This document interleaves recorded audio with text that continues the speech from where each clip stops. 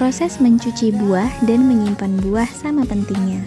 Setelah kita mencuci buah yang akan kita konsumsi dengan bersih, kita harus memastikan wadah yang kita pakai untuk menyimpan buah bisa menyaring air seperti ini. Lihat, airnya tersaring dengan sempurna sehingga buah yang kita makan tidak cepat busuk dan insya Allah masih segar saat dikonsumsi. Lalu kita bisa menyimpannya di dalam kulkas dengan rapi.